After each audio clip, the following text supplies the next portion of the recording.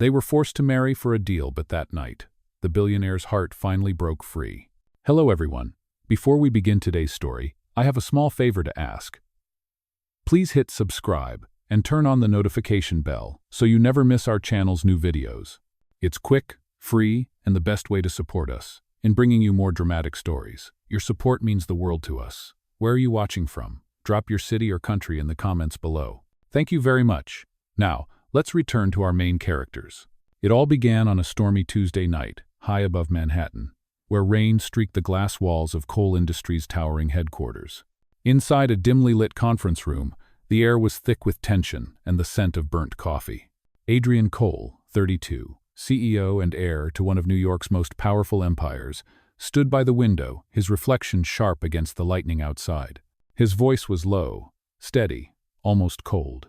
"We sign the merger tomorrow," he said. "But for the board to approve, I need to appear stable, married."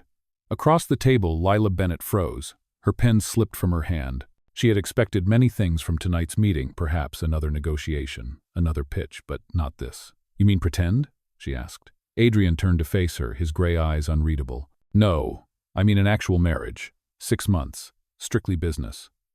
Her pulse quickened. Lila wasn't just a creative director. She was also the daughter of his rival company's founder, a man desperate to merge their assets to avoid bankruptcy. She stared at Adrian, the billionaire every magazine called the Ice King. "Why me?" she asked quietly. He walked closer, his steps echoing. "Because the board trusts you. Because the public already loves you. And because you're the only one who doesn't want my money." The words hung in the air like smoke.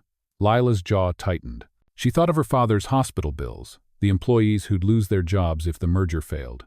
Her pride screamed no. Reality whispered yes. "Marry me for 6 months, Adrian said, sliding a folder toward her. "You'll be free after that, and your father's company stays alive." Lightning flashed across his face, cutting his calm expression in two. Lila stared down at the contract.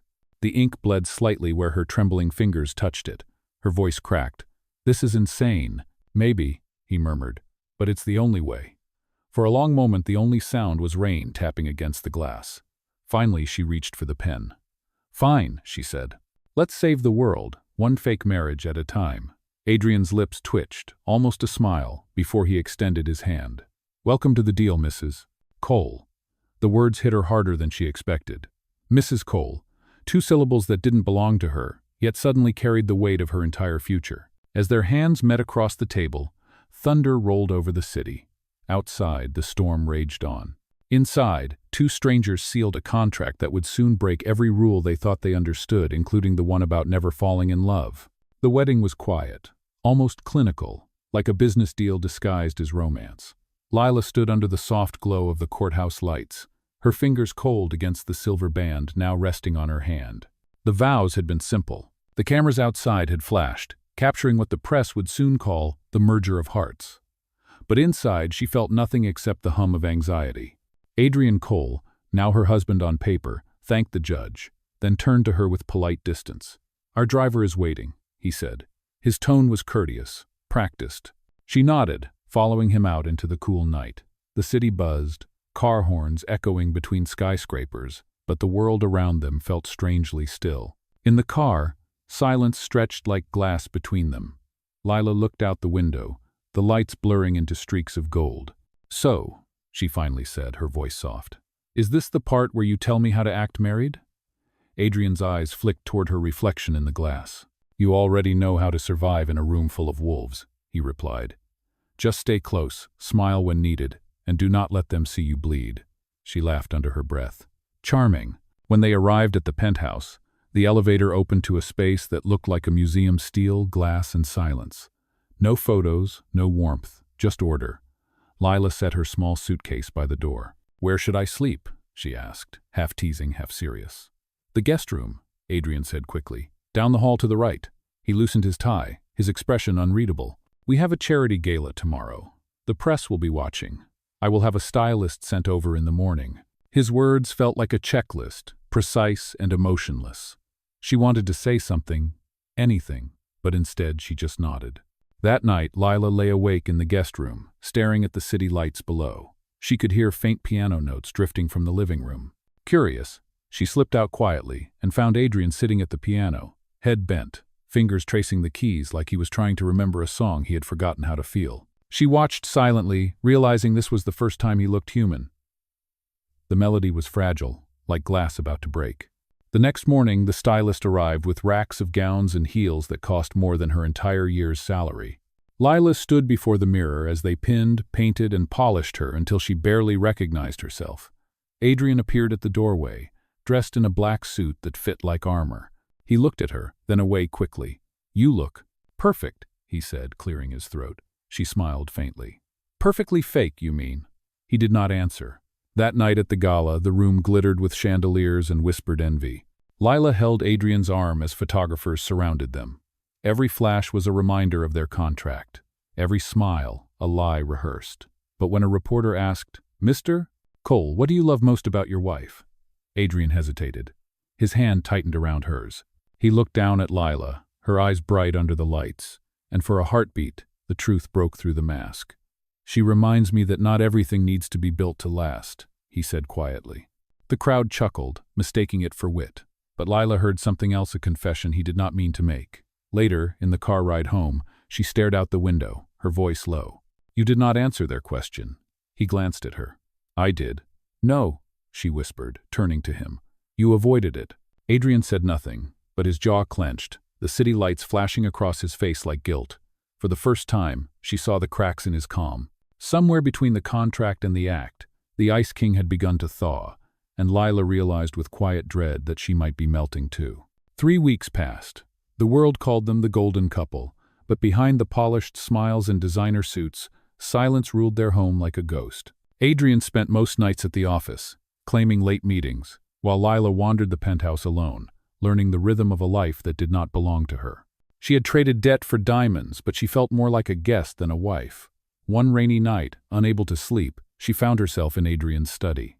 The walls were lined with law books, framed business awards, and one small, out-of-place photograph. It showed a young boy with messy hair sitting beside a woman in a hospital bed, both smiling as if the world had stopped just for them. The woman's eyes looked like Adrian's. Lila ran her finger over the frame. "That is my mother," Adrian's voice came from the doorway. She jumped, startled. He was leaning against the doorframe, tie undone, rain still dripping from his coat. His tone softened for the first time. "She died when I was 22. Cancer. She used to say love was the only thing that could not be negotiated." Lila turned to him, unsure what to say. "I am sorry," she murmured. He gave a faint, tired smile. "Do not be. I learned early that feelings are liabilities. They make you weak." She shook her head slowly. "No. They make you real." The silence between them shifted, gentler now, no longer sharp. Adrian walked closer, his usual precision replaced by hesitation. "You surprise me, Lila. You do not belong in my world, yet you seem to understand it better than anyone." She met his gaze. "Maybe because I have nothing left to lose." For a moment, the air felt heavy with something unspoken. Then Adrian looked away, his walls snapping back into place. "You should get some sleep. We have a board meeting at 9.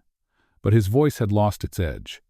That night, when Lila returned to her room, she caught her reflection in the mirror and barely recognized the woman staring back. Something had shifted not in how she looked, but in how she felt. For the first time, she did not just see a contract. She saw the man behind it. Days later, the illusion of calm shattered. A photo surfaced online, Adrian standing close to Lila at the gala, the headline screaming, "Marriage for money? Inside the Cole Bennett business deal." Within hours, the story spread. Reporters camped outside their building, and whispers followed her wherever she went. Lila sat in the living room, her phone buzzing nonstop, her stomach twisting. "They found the contract," she whispered. Adrian's face hardened. "How?" "Someone leaked it," she said, holding up the tablet. The article quoted every clause, the 6 months, the no intimacy rule, the payout. Her name was trending with words like gold digger and pawn. Adrian slammed his fist against the wall, the sound echoing through the room. "It must be Warner. He wants control of the merger." "What does it matter now?" Lila snapped, tears stinging her eyes. "It is all true, is it not? We did sign a contract." Adrian's anger faltered as he looked at her trembling hands. "Lila," he said softly, "I never meant for you to get hurt." She laughed bitterly. "You made me part of your plan. Now I am paying the price." Before he could speak again, She grabbed her coat. "I need air." The elevator doors closed between them, leaving Adrian alone in the echo of his own choices. Outside, the rain returned, steady and cold. Lila walked without direction, her heels splashing through puddles, her heart pounding with humiliation and anger. Somewhere deep down, she realized it was not just the scandal that hurt, it was that she had started to care. Back in the penthouse, Adrian stood by the window, watching the lightning crawl across the skyline. For the first time in years, he felt powerless. The Ice King had built empires and crushed rivals, but he could not control the storm he had unleashed inside his own heart. The scandal burned through every headline by morning. Television screens blared their names. Magazines printed their photos side by side with words like fraud and deception. Inside the penthouse, the air felt thinner, as if even the walls were holding their breath. Lila had not come home. Adrian had called every hour through the night, but the line went unanswered. By sunrise, he stopped calling, instead sitting at the piano where she had first found him weeks ago. His fingers rested on the keys, unmoving. The melody was gone. When the board meeting began that afternoon, the atmosphere was hostile. Cameras flashed outside the glass doors, and the board members spoke in cold, clipped tones. "You have compromised this company," Warner, his oldest rival, sneered. "The merger is under investigation. Step down, Adrian, before you destroy what your father built." Adrian's jaw tightened. The merger is clean. The leak was personal. Warner leaned back, smiling. "Tell that to the shareholders. They believe the woman you married was paid to play a role." Adrian's voice dropped. "She was not paid. She was pressured. By me." The room fell silent. Every eye turned toward him. "This company stands because I make ruthless decisions. But I made this one for the wrong reason," he said. "If anyone resigns, it will be me." He pushed back his chair and left before anyone could respond. Outside, the city roared with noise, but all he could hear was the echo of her voice from that night. "You made me part of your plan."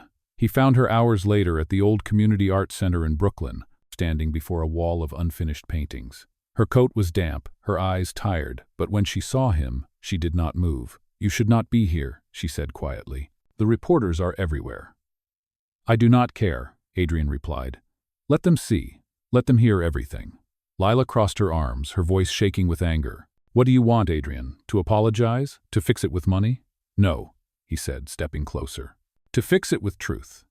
He reached into his coat and pulled out the same contract they had both signed.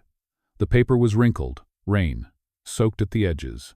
Without a word, he tore it in half, then again and again, until only fragments remained. "There is no deal anymore," he said. "No terms, no 6 months, no lies."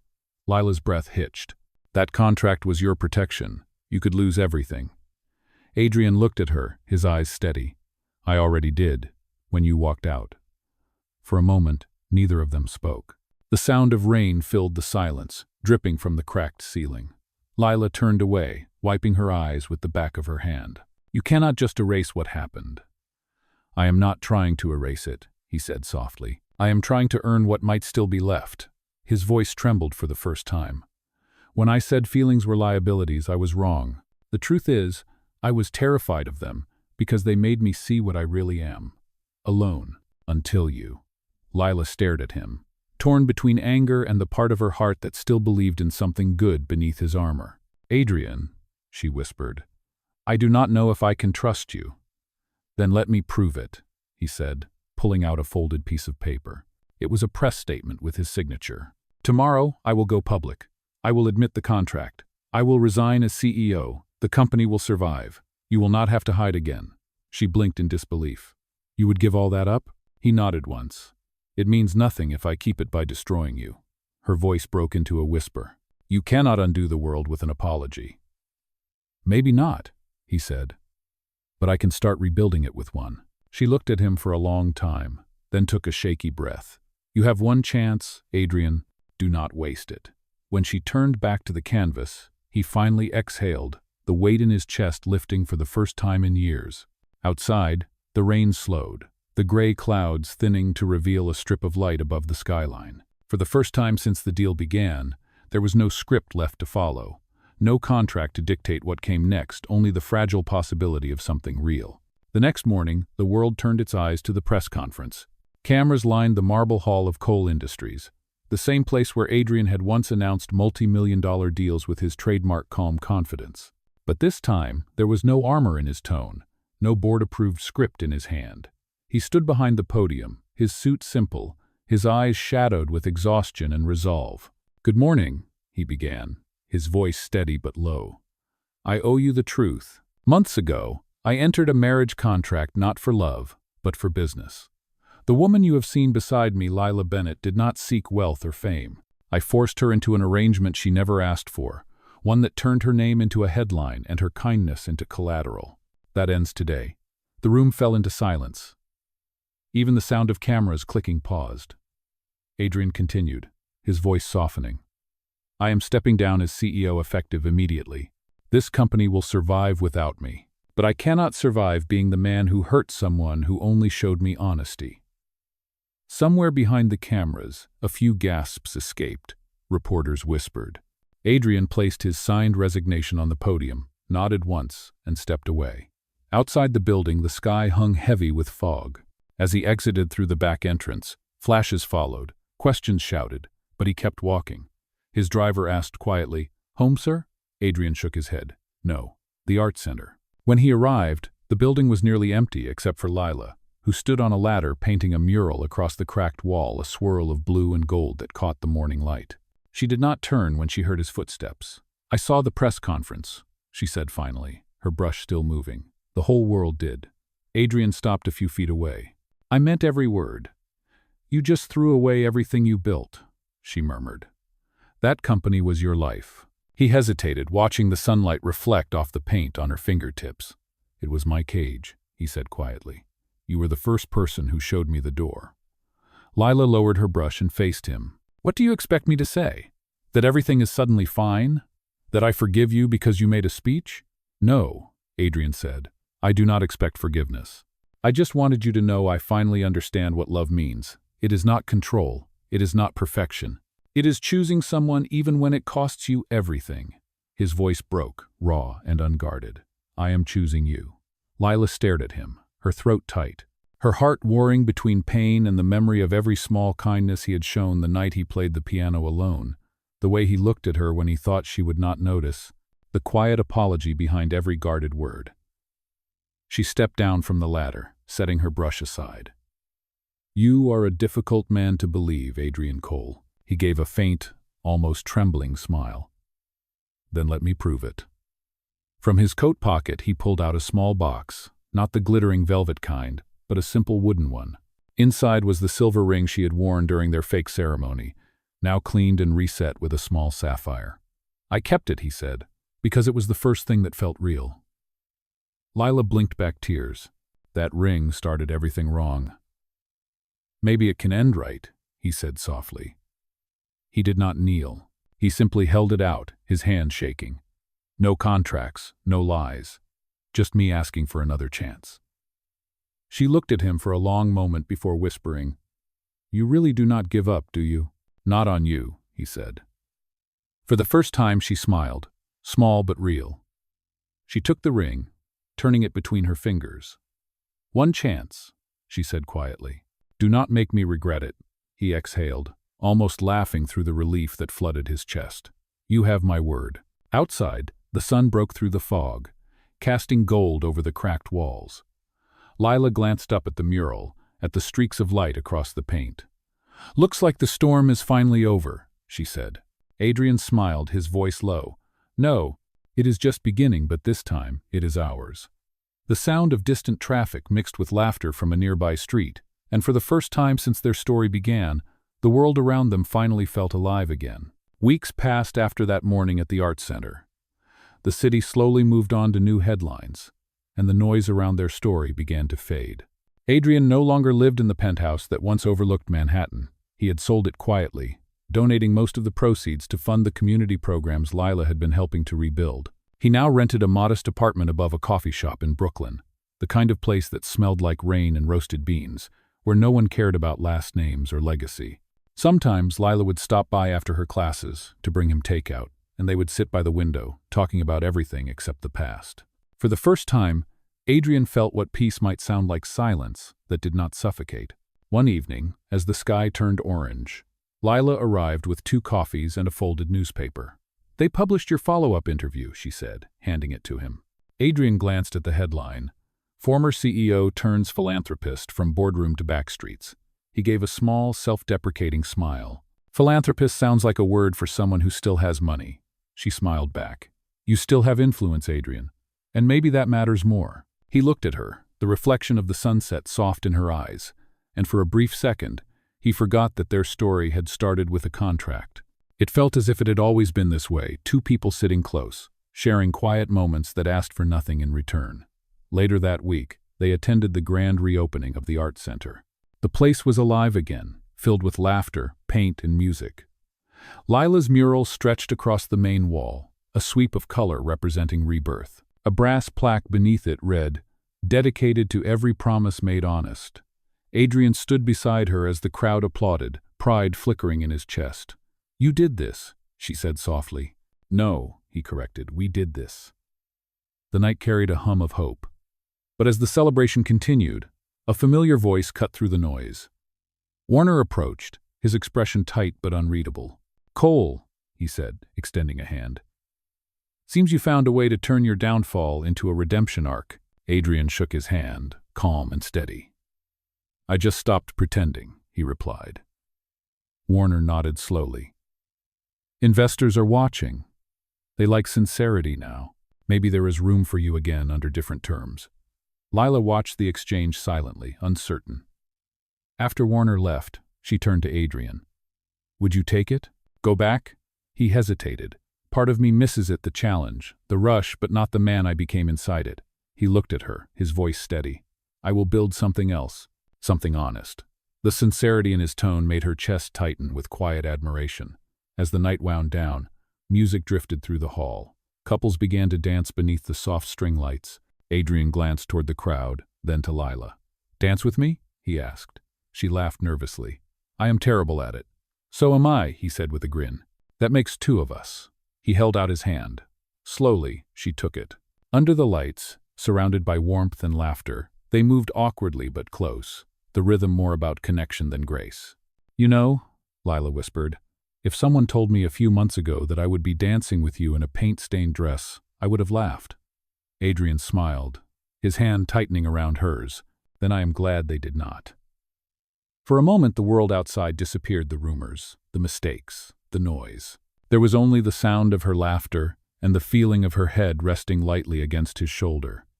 When the song ended, she looked up at him, her voice soft. "Do you ever wonder if this was fate?" Adrian paused, brushing a loose strand of hair from her face. "No," he said. "Fate is what we blame when we are afraid to choose. This," he touched her hand to his chest over his heart, "this was a choice." The lights shimmered above them, golden and calm. And for the first time, it no longer felt like a deal, or a contract, or an apology. It felt like freedom disguised as love. It had been 6 months since the night of the Art Center Gala. The city had changed with the season, trading the bright gold of summer for the quiet chill of autumn. Lila's mural now stood as a landmark of renewal, and the Art Center had become a refuge for children, veterans, and dreamers who had nowhere else to go. Adrian kept his promise. He worked quietly behind the scenes, raising funds, rebuilding programs, and never once asking for recognition. Every morning, he would bring coffee to Lila before her classes started, leaving it on her desk with a small handwritten note. Sometimes it was just one word: breathe, or create, or home. He never stayed long, but the gesture said everything he could not put into words. One rainy afternoon, as Lila was helping hang a new collection of paintings, the center's director rushed in with a worried expression. "Lila, you should see this," she said, holding out her phone. The live news feed showed Warner standing before a row of reporters. "It has come to light that former CEO Adrian Cole may have mishandled investor funds before his resignation," Warner announced. "Our firm has launched an internal review." The words hit like a punch. Lila's chest tightened as whispers spread among the staff. She turned off the video and grabbed her coat. When she arrived at Adrian's apartment, he was sitting by the window, papers scattered across the table. "So it is true?" she asked. Adrian looked up, his expression calm but weary.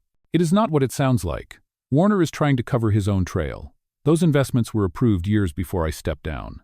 "Then why are you not fighting back?" she demanded. He sighed. Because fighting him publicly would drag you back into the headlines. I will not do that to you again." Lila's frustration broke through her calm. "Adrian, you cannot keep sacrificing yourself to protect me. That is not love, it is punishment." He stood slowly, crossing the room until he was close enough that she could see the exhaustion in his eyes. "I am not trying to be a hero. I just cannot bear to see you hurt again because of my name." Her voice softened. "You are not the man you used to be. The world needs to see that. You need to show them." Adrian's gaze lingered on her for a long moment, then he nodded. "Tomorrow," he said, "I will speak the truth." The next morning, the press gathered outside the courthouse as Adrian approached with a folder in his hand. Lila stood nearby, her coat pulled tight against the cold. Reporters shouted questions, but Adrian's voice carried above the chaos. "There are records that prove every transaction was authorized by the board, including Warner himself. I resign to take responsibility for my choices, but I will not be the scapegoat for someone else's greed."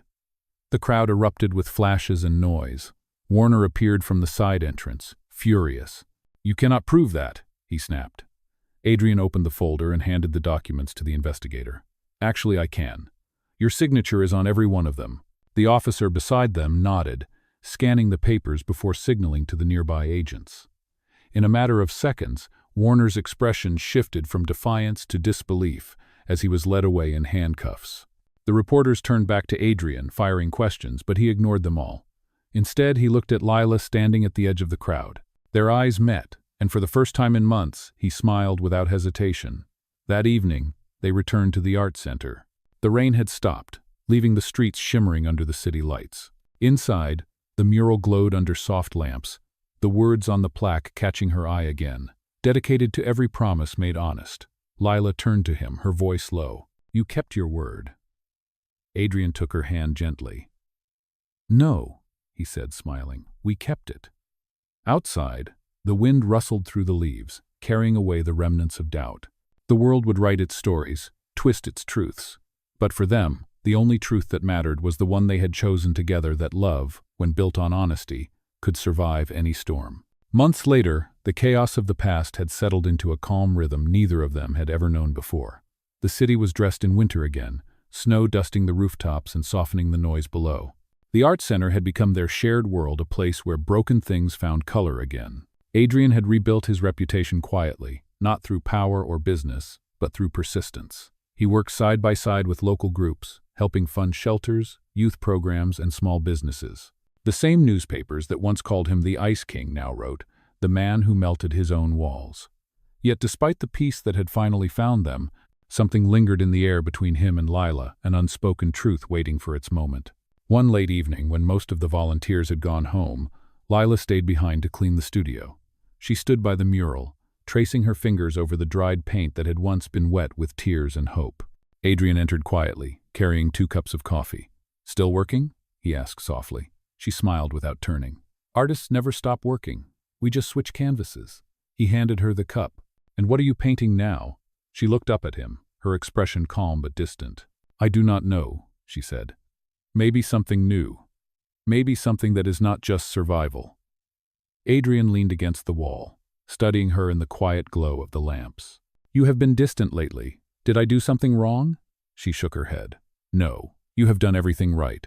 That is what scares me." He frowned. "Scares you?" Lila took a slow breath, the words heavy on her tongue. "When everything falls apart, I know what to do. I fight. I rebuild. But when things are good, when I start to feel safe, I do not know who I am anymore." Adrian stepped closer, his voice soft. "Then maybe it is time to find out." She met his gaze, her eyes glimmering. "And what about you, Adrian? You used to chase perfection, control. What do you want now?" He smiled faintly. "Peace, and you." In that order, but they seemed to come together. Lila laughed under her breath. "You always know how to make impossible things sound simple. Maybe they are not impossible," he said. "Maybe they just need to be chosen." For a long moment they stood there in silence, the world outside muffled by snow. Then Adrian reached into his coat pocket and took out a small envelope. "I was waiting for the right time," he said. "This is for you." She opened it, pulling out a set of documents. Her eyes widened. "Adrian, this is the deed to the art center. It is yours now," he said. "Completely. No conditions, no contracts." Her hands trembled as she looked up at him. "You cannot just give this away." I am not giving it away, he said gently. I am giving it back. You built it. You gave it meaning. I just funded the bricks. Lila's eyes filled with tears. You think I wanted money or buildings? I wanted you to believe you were more than your past. Adrian smiled, emotion thick in his voice. And I do, because of you. She stepped forward and wrapped her arms around him, the warmth between them stronger than the chill that clung to the glass windows. You are a fool, she whispered. A very good, stubborn fool. Maybe, he said, holding her tighter. But I am your fool. Outside, snow began to fall heavier, the flakes swirling under the streetlights. The mural behind them seemed to shimmer in the dim light, colors alive even in the dark. Lila pulled back slightly to look at him. So what now? She asked. Now, Adrian said, brushing a stray strand of hair from her cheek, we start something new. Not a deal, not a performance, just life. She smiled softly. And if we fail, then we will rebuild, he said, like we always do. She laughed quietly, resting her forehead against his. The snow outside thickened into a quiet storm, but inside, there was only warmth, the kind that came from forgiveness, from two people who had learned that sometimes love is not about grand gestures or perfect endings, but about staying when the world gives you every reason to leave. A year later, spring returned to New York, painting the city in soft gold and green. The art center was alive with music and color, hosting its first anniversary gala since the mural's completion. Guests filled the hall, admiring the exhibits and sharing stories about how the place had changed their lives. Lila stood near the entrance, wearing a simple cream dress smudged with paint at the edges. She had refused to buy a new one, saying she wanted to look like herself, not like perfection. Across the room, Adrian was helping an elderly artist hang her portrait. His sleeves were rolled up, his expression calm, the hard edges that once defined him now softened by a quiet contentment. When their eyes met, she smiled, remembering the first time she had seen him in a suit that looked like armor. Now, he wore peace like it finally fit. As the evening continued, the director called for silence. Before we close tonight, she said, we want to honor the people who made this place possible, Adrian Cole and Lila Bennett. Applause filled the room. Adrian took Lila's hand and led her to the front. I never liked microphones, he whispered. Good, she said, smiling. Then keep it short. He turned to the crowd, his voice steady. This center was built from broken pieces, mine, hers, and yours. But sometimes broken things do not need to be hidden. They can become art. The room fell quiet, and then a soft wave of applause followed, warm and sincere. As the guests returned to their conversations, Lila leaned close. You always know what to say, Adrian chuckled. Years of pretending finally learned something useful. Later that night, after the lights dimmed and the last guests left, they stayed behind to clean up the gallery. Outside, the rain had started again, tapping gently on the windows. Lila walked over to the mural, the same one she had painted when everything was falling apart. The colors still glowed, but now she noticed something she had never seen before. A small heart brushed faintly into the corner, hidden under a layer of gold paint. She looked over her shoulder. You added something, did you not? Adrian shrugged, pretending innocence. Maybe. Maybe I wanted to leave a mark that would not fade. A hidden signature, she teased. A reminder, he said, that even after everything, love leaves something behind. She reached out, tracing the faint heart with her finger, then turned to face him. Do you still think love is a liability? Adrian smiled softly, stepping closer. No, love is the only asset that grows when you give it away. She laughed quietly, shaking her head. You sound like a poet. Then you must have ruined me, he said. She met his gaze, her voice low. No, Adrian, I think you finally found yourself. He took her hands, his thumb brushing over the silver ring. She still wore the same one that once symbolized a deal, now shining as something entirely different. Lila Bennett, he said, his tone gentle but sure. We started with a contract. We survived scandal, storms, and 1,000 mistakes. But through it all, you never stopped believing in the man I could be. So tonight, I want to make the only promise that matters. He reached into his pocket and pulled out a small folded paper. On it, handwritten in black ink, were 4 words. Clause number 4, love without terms. She felt her breath catch. You kept it? I never let it go, he said softly. Because it was the first time I wrote something true. Tears filled her eyes as he unfolded it and pressed it into her hand. So, he said, smiling through the emotion. "Will you marry me again? No deals, no secrets, just us." For a heartbeat, the world was still the sound of rain, the faint hum of city lights, the warmth between them stronger than memory. "Yes," she whispered. 1,000 times yes.